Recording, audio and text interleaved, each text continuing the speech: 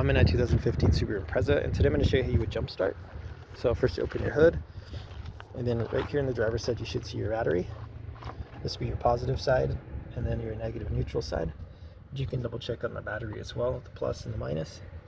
And then next I would check to make sure all your connections are nice and tight and that there's no corrosion built up. Kind of like a chalky chemical substance you can see a little of here, which you can kind of clean that up with a good rag or brush.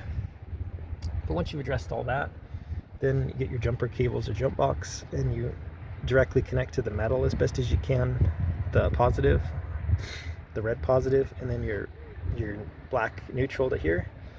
And whether you're jumping to another car or a jump box, make sure you're running your positive to another positive and a negative to another negative. You don't want to cross those at any point. Even just a few seconds could potentially damage some of your computer systems, fuses, things like that. Make for a really bad day. But once that's all done, hopefully that got you started. And worst case, if you got to replace the battery, you just disconnect these here as well as your connections. You should be able to just lift this battery right out, pop your new one in, and just reconnect everything nice and tight. But I hope that's helpful. Hope you have a wonderful day.